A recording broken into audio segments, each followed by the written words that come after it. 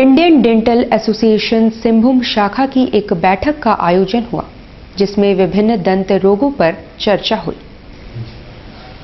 Doctor MD Jafar को तथा doctor S Banerjee को क्रमशः Indian dental association of Singhbhum का अध्यक्ष व सचिव प्रतिनियुक्त किया गया।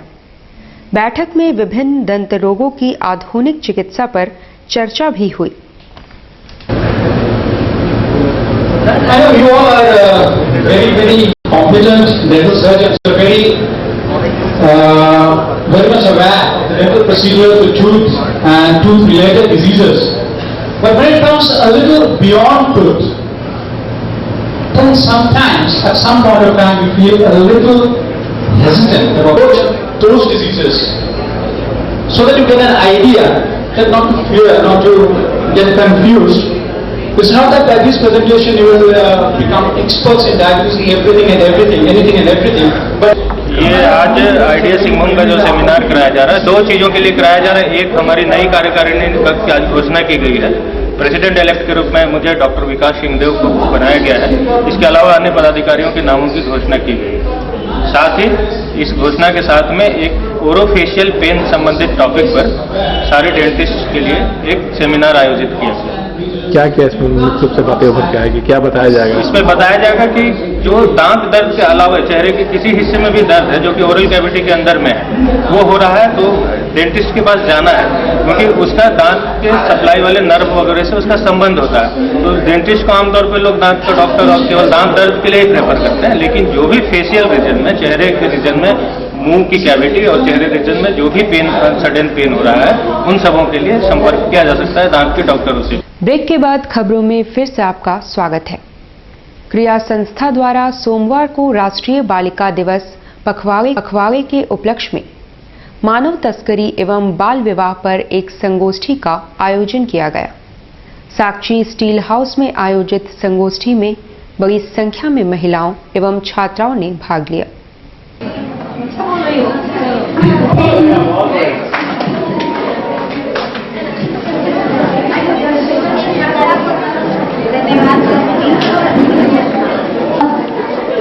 जिन्होंने किशोरी मंच में तैयार किया था, जो कि बहुत ही प्रेरणादायक है और ऐसा होता है।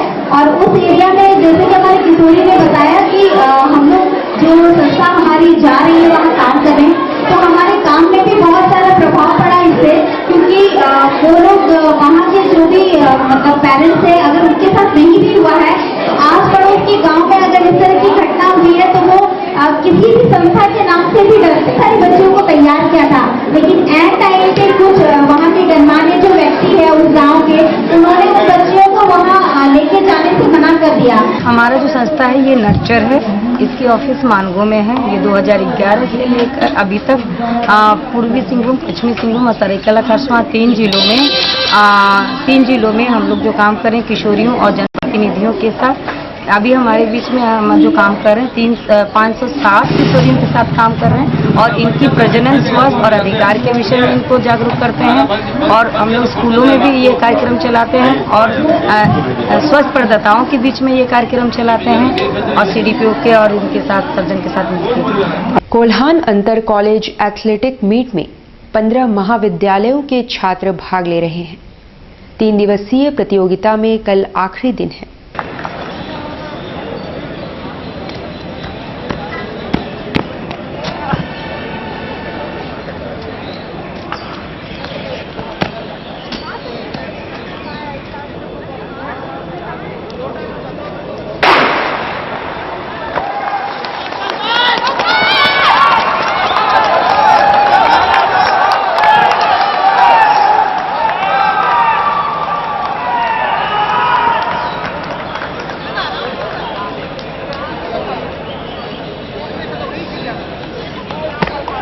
अब खबरें चाईबासा की।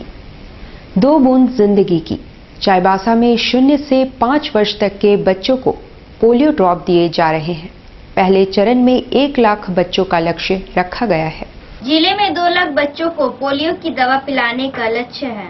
पहले दिन 1 लाख से ज्यादा बच्चों को दवा दी गई।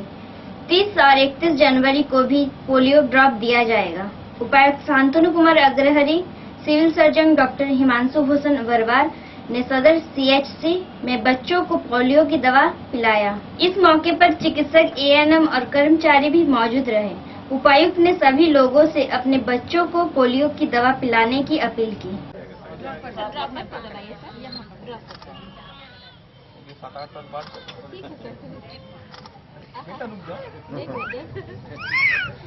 आज हम लोग का जो पल्स पोलियो दिवस चल रहा है, ये 3 दिनों का पूरा इवेंट है। 29 को, 30 को, 31 को रहेगा।